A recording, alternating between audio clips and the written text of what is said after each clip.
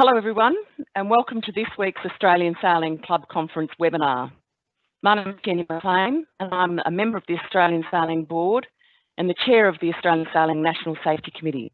This year's club conference is being delivered by a series of webinars on Thursday evenings throughout winter. Webinars give presenters the opportunity to provide a live presentation, followed by a Q&A from you. If you have any questions throughout tonight's presentation, please ask by using the Q&A function in Teams, and please include your name and your club. Recordings of all webinars will be made available online for you to watch again, and for those unable to make the scheduled time tonight. So tonight's presentation is from one of our South Australian clubs on the topic of how Australian sailing programs and resources can help with your club retention. Brett Yardley is the sail training professional, quite a title, at the Brighton and Seacliff Yacht Club. This is a position he's held for the past 4 years, and it's his privilege, I'm sure, to deliver this presentation tonight. So welcome, Brett, and over to you for tonight's presentation. Thanks. Okay, thank you for having me. I'll just add a little bit to that introduction first, just to let everyone know that I started sailing at Brighton Seacliff Yacht Club from the age of 8. So quite a few years ago, I sailed in holdfast trainers and herons, 420s, and then moved into some intermediate and senior classes and did a fair bit of windsurfing. I've worked at quite a few clubs around the state, teaching adults and juniors, and spent a lot of time in education department centres, aquatic centres, which is an extension of the swimming program. I'm a senior instructor in the dinghy, powerboat and windsurfing schemes, and I'm also an RYA Yachtmaster instructor. I teach at the Cruising Yacht Club of South Australia. So over the years in all these jobs and clubs, we've always discussed and debated how to retain or attract students from our courses to become club members and to buy boats, become crew, and to get more members at our clubs, and it's always been quite a challenge. And I'm very lucky now to be working at Brighton Seacliff Yacht Club, and we are in a position to run tackers and adult courses and actually get a reasonably good retention rate and families and adults staying on at the club and becoming members. So that's quite satisfying. Last year I was very lucky to win an award. It was the Australian Sailing and the State Award and the National Instructor of the Year Award. And I'm not necessarily the best instructor in the country. I'm sure there's a lot of instructors better than me, but a good nomination was written, and I believe that what we're doing at Brighton Seacliff Yacht Club in retaining students to become members and growing our programs and growing our membership and filling up our boat sheds is one of the reasons the nomination got through. So some credit must go to the club, Brighton Seacliff Yacht Club, for backing me, employing me, and then looking for the returns in turnover and membership in the subsequent years. And the most satisfying part of the job is seeing families get involved and become members, and so therefore the retention. And that brings me to the topic, which is how can the Australian sailing programs and resources help your club with retention? And the first thing I want to point out is that they can't do it all. They are just one part of the process, very important part. But the other part is a lot of hard work, time-consuming work, a lot of perseverance. You've got to stick at it, and we'll get to it later, but a lot of work in the area of communications. So there's three main areas that we'll talk about. One is the product that we can sell and use, and that is the Australian sailing programs and resources. Secondly, you've got the experience. So this is what the students enjoy when they come down and do the courses. So we want them to have a safe time on the water. We want them to have fun. We want them to gain knowledge and skills. And if they come away enjoying their experience, they will want to come back and do another course or get involved, move into club sailing. So that's very important, and that's what I think we all do very well at all the clubs. And the third part of the equation is after the courses, and I'm going to talk about customer service and reselling of courses, additional courses, and post-course communications. So I think this is most important, and this is where we can get more retention. So we can build on the product, which is the Australian Sailing programs and resources. So a little bit about the product. The programs being TACAs, the dinghy scheme or dinghy program, Out There Sailing, which is a new one, and the powerboat. And even the powerboat scheme, which we use not to a big extent at Brighton, we can train up powerboat handling people who then go on to help on the rescue boats. Even as their kids age out, they might stay on in rescue boats. So that's a kind of retention as well. All of these programs benefit us through standardisation. So we've got standardisation of our Discover Sailing centres, the standardisation of the actual programs, the levels, the resources that we use with each of the programs, and the methods of teaching, and also terminology. And I know in the dinghy scheme, Chris Goldacre has done a great job of coming to conferences every year and working on the way we teach and making sure we're doing it the same all around the country. So that leads to transferability. So instructors and students can actually go interstate, move around the state, and pick up where they left off. Instructors can do the same. So that's really handy to have that standardisation. And also we've got logbooks and a pathway in the logbook of different courses. The contents there helps with selling future courses, so people can move from Start Sailing 1 to Start Sailing 2 and Better Sailing. And it makes it easier to teach and enjoy what you're doing if you know exactly what you're working to, and you can learn it off by heart, and that makes it easier to be a good instructor and actually make the experience better because you've got a really good standardised system. All of those things give us credibility and branding. So someone comes in from interstate, they've seen TACAs, they've seen adults Start Sailing, and they see it at your club, and straight away they're more likely to book in and get on board. I'd like to talk about using the logbooks. We still have a physical logbook. I think it's nice to hand out something hard copy at a course in this online world. And we need to use the logbooks well. So rather than just signing them at the end of the session with just a few scribbles or signatures in the book, and you know, they can almost fill in their name and address afterwards, get the logbook to them early at the very beginning or post it out, and maybe customise it. So rather than just a signature, have a nice big sticker with an image of your club, maybe even pictures of the group out sailing, if you can organise that. And that promotes then starting to work with the log and maybe filling it in and then looking at the book and picking off the next course. So we don't want the logbook going home with very little in it, because it could quite easily get shelved. But the logbook is the framework and the guide for the program itself. So moving on to the programs and also how they work, how well they work for transition. TACAs is a classic because TACAs is really easy to transition from a TACAs boat to an Optimist. So we have quite a large Optimist fleet at our club, and I find it very easy to put kids through TACAs 1 and 2 and maybe 3, and then the parents will say, what's next? And I show them an Optimist. We actually show the kids Optimists in the last couple of sessions, maybe even give them a go. And the Optimist is just a fiberglass version of the TACAs boat. So it's an easy thing for them to picture.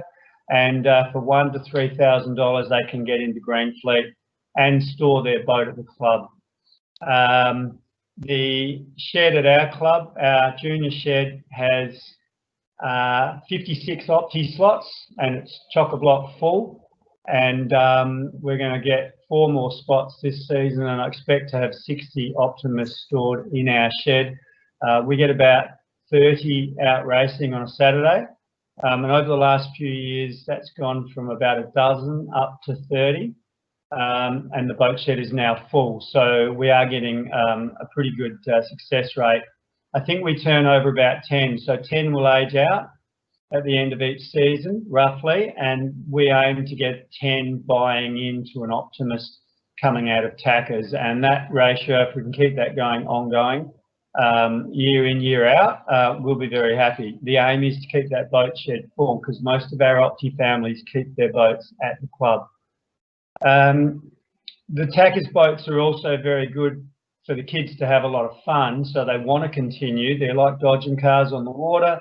As long as they keep their hands out of the way, they can bump into each other. There's lots of games you can play with no rigs in the boats. You can reef the sails down. We can do expeditions and drag them up onto the beach. So creating fun for those kids is quite easy, and then the transition to Greenfleet seems to work very well. We're very keen on selling Optimists out of our boat shed to new members or new Tackers kids coming through. Yeah, we get a lot of inquiries off the beach from the Tackers boats too. So people just come along the beach and say, hey, how can I get my kids involved? So Tackers is a classic, and if you can get kids transitioning into Greenfleet, they can then move on to the open fleet. And we're now actually having pretty good success moving kids from Greenfleet, open fleet into lasers and 420s. And we now have a growing laser fleet. 2 years ago, 0. This last year we had 10 to 12, and this year it looks like we'll have 15 sailing regularly on a Saturday. So that's one that we've had a lot of success with, and I find it quite easy to do. We'll move on to adults. This one's not as easy to get transition and retention.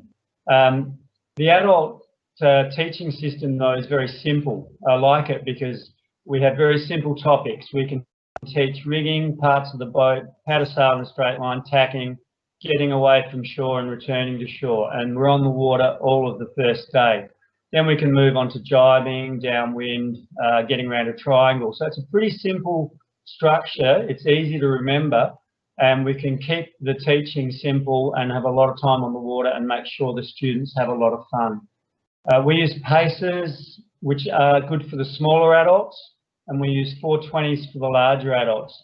Reason being, the seating position on the side tank of a 420 is a lot higher, and it's more like a kitchen chair, and the bigger guys and girls and the less agile can tack and cross the boat without having to use their knees so much. So I think having suitable boats is very important. I like to reef down. I've got cut down 420 sails. Then I go down to a pacer sail on a 420, and then a cut down pacer sail, and you can sail without a jib. So we can stay on the water in lots of strong airs and put the full mains up in light airs. So we want lots of practical. We don't want to be teaching knots for half a day. Too much theory. Theory should be short sessions just before you launch each session. But retention from the adults is difficult. I think a lot of adults will try sailing, and next week they might be trying rock climbing, they might be trying bushwalking, scuba diving. So a lot of adults are just trying different things, but we try to have lots of activities that they can go to afterwards. So we run twilight sailing for adults with lease boats. We allow our adult graduates to come back on a Saturday and lease the boat very cheap. So I think it's $50 a boat. They sign on at the nomination desk when we're racing, and the rescue boats and the bridge will keep an eye on them. And I just help them with their rigging and make sure they know what they're doing. So we get lots of people coming back a few times, but quite often the season after, they don't come back. But I do have some examples of people that have continued. I've got one chap that's now forward hand on a Sharpie after doing a course, another guy who's a sort of a casual sheet hand on a Sharpie, someone else moved into crewing on a NS14, a young lady, and then there's a couple of people that bought boats but didn't come and join the club, so they're sailing off the beach with a laser and a Nacra cat. So that's retention to our sport, but not necessarily directly to our club. So I think that's still a success. The new one that I'm very excited about, and we started last year, is Out There Sailing. 2 years ago, I started something at our club called Brighton and Seacliff Yacht Club Youth Squad, and it was for teenagers because TACAs was going so well, and parents would come up to me at the club or on the beach and say, what can you do for my son or daughter here who are too old and too big for TACAs? They're little kids. What have you got for teenagers? So I created Youth Squad, and we did sailing and threw in a bit of windsurfing. And then the year after, Australian Sailing came to me and said, we're introducing Out There Sailing, which is being developed in Victoria. And I thought that was cool because I already had made a start on it. So I'd recognised the same problem. So it was easy for me to jump across to Out There Sailing. And now we're doing 3 or 4 programs a year, hoping for half a dozen this year. Kids love later starts. They love food, so we always have hot chips, barbecue, cheap pizza. They like having choices, and we choose on what they want to do, but also on the weather. They love SUPs, but most of all, they love driving the powerboats. So we've got 4 ribs that we use for support boats. So when we run Out There Sailing, we can use all of those boats and give those teenagers a drive in the powerboat. In our state, we can provide them not a boat license, but a special permit, which is like a boat license for 12 to 15-year-olds. So in coming months, I hope to be able to present with a marine safety officer a special permit course at our club for those people that have done our online powerboat course and are aged 12 to 15. So that's all linking together very well. Retention out There Sailing is something we're working on now, and with our laser and 420 fleet and our 420 club boats, I think we've got a bit of a formula that will work. It is tricky because teenagers can be a little bit fussy. They can go off things or want to sit on their social media and their devices. Parents love seeing them outdoors and doing things, but we have to get them really involved. And I think the secret is they need to make friends in the course and want to come back with their friends. The same goes for TACAs, but TACAs seem to do that very quickly and easily. But we need to be really on the ball with offering casual opportunities for them to sail. We're not going to expect teenagers to come in from a non-sailing family and buy a boat or just jump in and crew with someone they hardly know. So we need to keep providing more Out There Sailing and more programs or activities. So the twilight sailing, the teenager weekender or something like that. So we'll be working on that a lot more. If we've got kids coming through Opties into lasers and 420s and some kids coming into lasers and 420s throughout their sailing, I think we'll have enough to keep those fleets strong. So they're the main 3 programs that we're looking to get retention from. And they're the product. I want to move on to communication now, which I think is the key to the success in you know, getting full courses, full boat sheds, and then also getting retention and membership. So before the course, we need to be on the ball with our customer service. So prompt replies to your emails, ring people back if there's phone messages. We need group emails with joining instructions 10 to 14 days out. I like to text in the final couple of days so I can talk about the weather and what to wear and what to expect, and a last minute reminder so they haven't forgotten, and also a chance for them to text back with questions. I think you'll find with adults booking kids, adults booking training, and sometimes grandparents, they're not quite ready for the click and forget model. Young people will book something online and expect to turn up and it happens. Older people are expecting some sort of personal contact, and I think that's really worked for us at Brighton and Seacliff Yacht Club, and give them the opportunity to ask questions and make sure they know that you're there and you're ready to talk. During the course, have a decent briefing. I always, with junior groups, brief the kids and the adults I'm talking to the kids in front and the adults at the back of the room. And then once I've finished that briefing, which is a lot of fun and enthusiastic, the kids head off with an instructor or two. I stay in the room and go and talk to the parents, get to know their names, make sure they've got a chance to ask more questions. During the course, we're going to have briefings at the start of each session and decent briefings at the end when the parents are there ready for pickup. Once again, opportunity for them to ask questions and talk to you as soon as you dismiss the kids. End of the last session, we have a wrap up. For juniors, we have presentations with TACA's certificates. And adults, we try and get them down in the patio area or in the bar area, and even get their little presentation done in conjunction with the race results, so they get recognised amongst the membership. And I think that works really well. They start chatting to a few people before they leave. You start making those connections and those links. After the course, more communication. You know, a few days or a week out, we send an email to say, hope you really enjoyed it.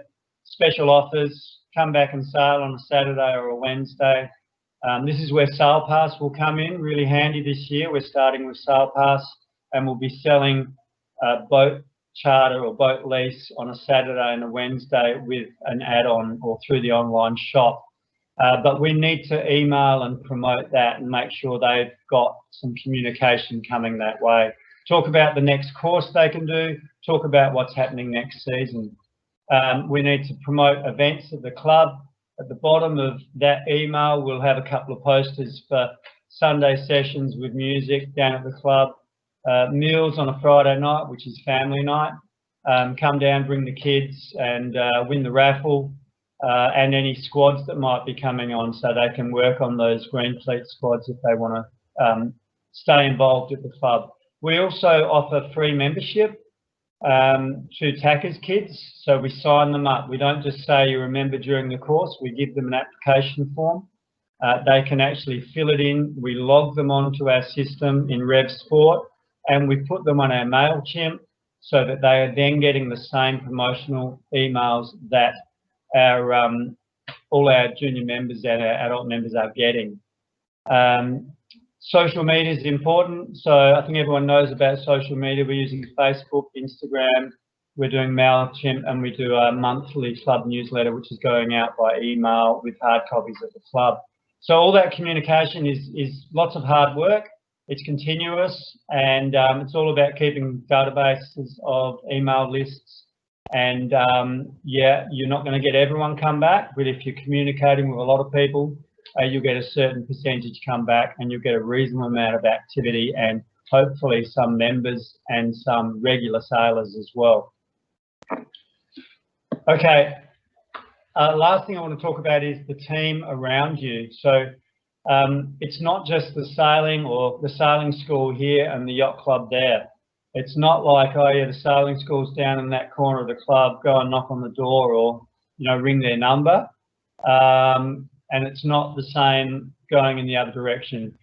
You are one big team. So we have the youth committee, the sailing committee, the class delegates, the management committee, and all the members. And I like to get to know all the members and the delegates. And if I have an inquiry about a class of boat, I'll wander through the boat park, find the right person and introduce them. And they'll do the same with me. They'll come and find me and introduce someone that's come down with them that might need to do a course. So we're working together all the time. And at Brighton Seacliff Yacht Club, we seem to have that formula right. And the success also comes from the professionalism of how you present the product, which is the Australian Sailing programs and resources. Probably my greatest success for retention would be a family that started with me 4 years ago, 2 kids in TACA's, and Grady started in TACA's and Will followed, and Mum Roz is now our youth chairperson for the 2nd year and has just been voted onto our management committee and does a lot of hard work around the club, and that was a non-sailing family. So Non-sailing families are the secret. You get some really cool people coming through, and you'll avoid that wave, that up and down wave of popularity you get if you just stick with the kids of sailors. You'll get a wave and you'll drop off. But if we can keep non-sailing families coming through on a regular basis, you will get a constant number of club members and sailors at your club. And once again, as I said earlier, a full boat shed. In conclusion, use the Australian sailing programs to your advantage. It's the guts of what you do, it's the framework, but as I said, there's a lot of hard work around that. You've got to be doing PR, promotions, customer service, and you've got to build a good team. The team includes the people at your club and your instructors. Encourage your instructors to hang around at the club and get to know the membership as well. Build a good team and all work together, and I think you'll find the hard work is worth it, and it's very satisfying, and the longer you do it for, the easier it gets. So that's pretty much it for my presentation. I hope you enjoy your sailing, and let's bring on a new season with fair winds and hopefully no restrictions. So yeah, let's hope our opening day at the club can go ahead on the 10th of October. We've got some programs in September, but hopefully opening day on the 10th, and we'll be back into it with tackers and adults pretty much the week after that. So I think Claire's going to host the questions for me. Yes, Brett, we have a few questions online. The first one, Brett, I'll just get you to turn down your volume if possible on your computer. My volume, as in, right, well, where can I find it? Oh, that's all right, don't worry, if anyone's fine with the feedback. Emma Morris from Summers Yacht Club said, you mentioned the logbooks to make different. Do you mean a sticker on the cover or inside as they achieve? So is that something you do that you send out personally ahead of time to personalize theirs, or as you go, do you include stickers, I think is what she's asking. Yeah, so I think you've got two options. One is to send it out beforehand, but people may forget to bring it with them. So, I mean, there's the logbook there. So handing it out at the very beginning when they're sitting around the table and they've got pens, and they can put their name and address in, and then maybe you can keep it in the office. And I think you can put, rather than just signing, a lot of people don't put much in the log, so if they've logged a little bit, you could then use the log page and put a sticker here. Congratulations on your successful participation in Start Sailing 1 at Brighton Sea Yacht Club, with a little photo at the end. So it complements the log, or you could put it on the sign-off page as well. Sticker down here and down here across the sign-off, so just at the bottom where your signature would go. And it just promotes, maybe on the back, just a simple sticker with your club logo and phone number and details. I'm sure Australian Sailing wouldn't mind that. And, you know, there's a few spots in the book, and then when you hand it back to them, it's a little bit more filled, a little bit more interesting. They might show it to people when they get home, and they may add to it themselves with extra photos and extra entries. Adults, particularly the middle age with kids no longer at home, interested in sailing and particularly racing in the first place, is a major problem. No adults transitioning from crew to boat owners will result in no keelboats, which leads to no clubs. How can we combat this? So how do we get people to transition from crewing through to boat ownership? Okay, so yeah, first of all, getting older adults. I think when I move my adult courses, which is dinghies, I tend to get a lot of older adults whose kids have grown up and they're looking for activities and things to do. We've got a bike path that's been put in front of our yacht club a few years ago, probably 8 years ago, and the traffic across the front of our club is amazing. So we get a lot of people walking for exercise and riding bikes and seeing what we're doing. And so we're getting a lot of that age group getting involved in the courses and continuing to do a little bit of sailing. Getting crew to move into boat ownership, I guess that goes for, you know, senior boats like Sharpies and Fibos and probably keelboat clubs as well. And I'm not sure I can answer that, but I guess it's trying to give them the opportunities to buy the boats and making it easy for them. So I guess creating activities, maybe courses that I always say to the customers, if they're buying a boat, you know, bring it down and show it to me, or send me the link and I'll have a look at it and see whether it's a good boat to buy. So I think just any way we can assist them with that transition, just keep working with them. But yeah, cost is an issue, and yeah, if they're a crew and they're not buying a boat, yeah, I'm not sure we can help them out with money, but you know, if we can help them out with in any way we can with information, activities at the club where they can bring that boat down and get involved. I think that they're the only ideas I have. But it's a good question, because possibly the retention that we're not seeing in adults at our club as well is caused by the fact that they haven't got the information or enough confidence yet to buy a boat and get involved. So we'll have to keep working on that one. Thanks, Brett. So the next question, I think you did touch on this, but we'll just reiterate, I guess. How important is parent engagement with retention of juniors and youth through TACAs and maybe out there sailing? Absolutely. Yeah, absolutely imperative.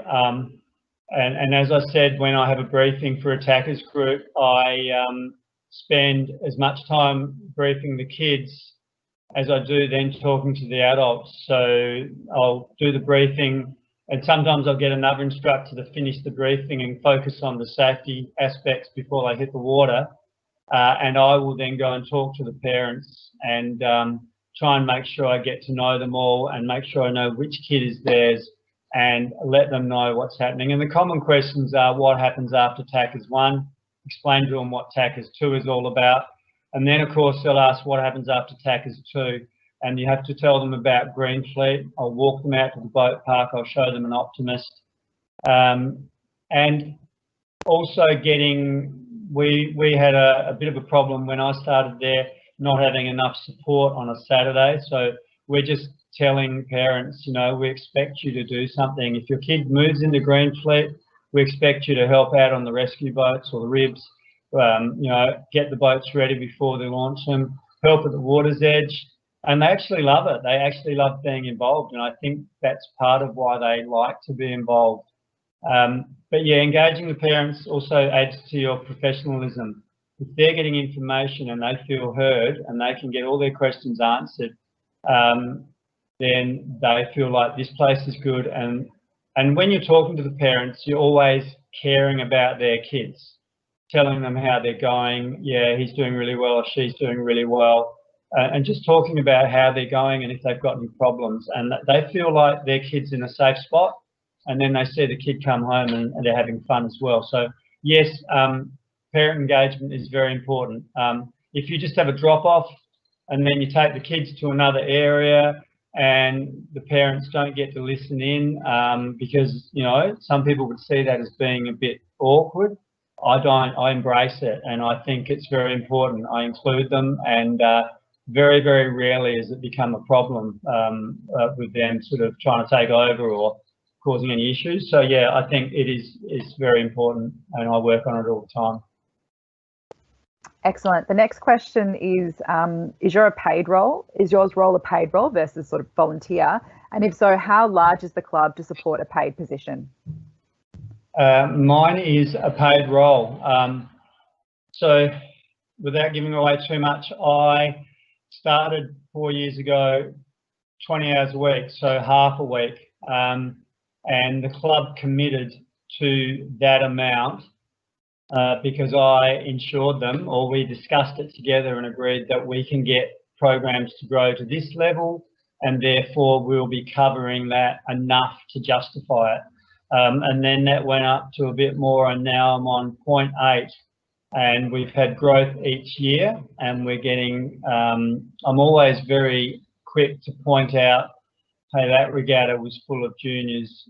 They came through my tackers so that they know that a lot of the activity and membership activity was my doing through tackers. So I'm trying to make sure they measure the courses as well as the retention that we're getting from it. But yeah, the club backed me and we backed each other, I guess. And now that's the level I'm getting paid at. And yeah, it takes a fair bit of hard work. So I see it as a salary position. It's like, don't count the hours that you work each week and try and work out what you're getting paid by the hour. It wouldn't be very nice. Thanks. Was that the full question? Was there a second part to that question I missed? How big is your club to support a paid position? So how many members do you have, and I guess how many paid staff are there for the club? We have a paid functions, bar and functions manager. So we have a lot of functions upstairs. We run a lot of weddings and conferences. And then we've got a bar downstairs that is open every night of the week. When things are more unrestricted, we have music through summer once or twice a week, just acoustic music, and a lot of people coming off the beach and the bike path. So we can support that, and we've got a secretary in the office and myself. So 3 close to full-time-ish paid staff, and then casual instructors and casual bar staff. So membership, you got me there. I think it's probably about,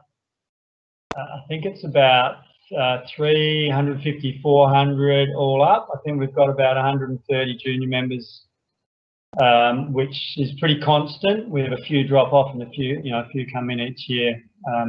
So I think it's in the 400s now overall membership. But a lot of our income and turnover is from non-members, which is off the street, off the bike path, and functions and conferences to help support all of that. Excellent, thank you. Chris Stanage from Hunters Hill in New South Wales says, great prezzo. What do you charge for a tackers course? $395. I'm trying to keep it under 400. 395, and I do not have a problem. No one bats an eyelid at 395. So it's the right amount based on wages for instructors. Our wages for instructors are through the Registered and Licensed Clubs Award. It works with the ratios and then some tackers merch, and it's the right amount. And yeah, I hope to keep it around there for quite a while.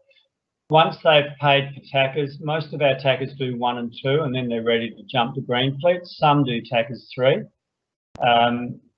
And once they go to junior membership, they pay about $200 a year for membership, but then they've got to buy a boat and store it. But resale on the Opties is pretty good. So, but then the coaching on a Saturday is volunteer coaches. So they're not paying the tackers fee anymore once they go into Greenfleet. We're looking at changing that a little bit, but maybe the upper levels of the Opti coaching, we might have a paid component, but that's still in discussion. But tackers is your paid professional program with qualified staff and really safe ratios, and it's run by the sailing school, and Greenfleet is run by the club. Some qualified, but mostly volunteers, and it's a different framework altogether. But tackers $395. Out there sailing, we're charging less than that, but we don't run 20 hours. We run generally about a 12-hour program. Great. And this is our last question for the night. Lauren from RPAYC says, fantastic insights. Thank you, Brett. What kind of events will you invite sailors to participate in using their sail pass after their initial training? So, for example, club or yacht club or dinghy racing, more training, or any other creative ideas? Sorry. Yes. So we've tried, and we will again, twilight sailing. So twilight sailing at our club works quite well because it's off the beach. The tide comes in, and it's a nice depth, and there's no shallow hazards. So twilight sailing in summer works quite well. And it's social because there's generally people at the bar and on the front lawn afterwards. So twilight sailing was, I think the last one I ran was $25 a head, and they can share a boat. And we generally go for the Wednesday night. The Saturday works quite well because we're racing on a Saturday afternoon, and we allow these graduates of the Start Sailing course to come back and lease a 420 or a pacer and sail at the same time as the race is on, but they're sailing close to the shore near our junior course, and we get them to go to the nominations desk and sign on as if they were racing, but there's a special sheet for club lease boats, and then they're out there, and the people on the bridge up top are watching those sailors, and they can be independent, but we can shoot out to them or send a boat across to them if they're having any problems. And I just help them rig and give them a few tips at the water's edge. Gets a bit tricky if I'm not there on that Saturday, but I generally try and set up someone else to monitor the situation. So that's fairly casual, but I just tell people it's Wednesday nights or Saturdays and try and get them to come back. And then we might have special events towards the end of the season where we might just run an adult sailing weekend and similar lease arrangement and maybe a slightly larger fee, and try and get them all back together. All the people that did adult sailing during the season, get them all back together for a special event and maybe some fun races off the beach or something. Yeah, you've got to work on that to get them back. And when the weather's really nice and warm, I think that's when they come back and they enjoy it. And then when the season tapers off, they're not, they're not hardcore. They won't sail through May, June, July, that's for sure. So we also promote to them our social events as well. So whenever I put an email out about those events, I'll put the posters at the bottom for the next acoustic music night or a book launch at the club or something like that. So that's pretty much what we've been doing. And yeah, I guess I'd be keen to get some more ideas from other people as well as to what activities do work best for that. Oh, thank you, Brett. That's been a fantastic presentation. We really appreciate you sharing the great work that's been done at your club. It's no surprise to see just over your left shoulder the card on the filing cabinet there that says, thank you, great coach. And it's also no surprise that you were the 2019 Australian Sailing Instructor of the Year. We can see from your passion in your presentation with what you do there. The key takeaway for me from your presentation was that when it comes to retention is that experience matters, and that's experience in the context of the experience that you as a sail training professional and the other volunteers at your club bring to the programs with their knowledge of the Australian sailing resources and, like the tackers and the way you use the logbooks, your adult programs, and also using out there sailing. But it's also the experience in the different contexts of the participants in those programs. They go away thinking that and knowing that sailing is fun, it's safe, it's enjoyable, and also for those, the teenager level in the out there sailing group, that it's also social, and that really helps with retention. You've also touched on how important the communication is with not only the kids but also their parents and the teamwork of the people around you that really helps with the engagement of those members and new members and their retention. To everybody else in the presentation, I hope that, and I'm sure Brett's presentation has provided some valuable things for you to take away. And I thank you also for the great questions that you've asked. And if you could thank me join me in thanking Brett in the normal sort of virtual meeting way, which is, waving your hands to say thank you. We're all on mute. So if you can see anyone's images, that's the way to say thank you. Yes. Next week we've got another webinar with presenters, which are Adam Gristwood and Olivia Newman. They come from the Boat Shed over here in Victoria. And they'll be presenting on growing your volunteers and training programs, how to attract, develop and retain instructors, coaches and officials. So thanks once again, Brett, and everyone else for participating. And we hope to see you all in next week's seminar, and stay safe. Thanks very much.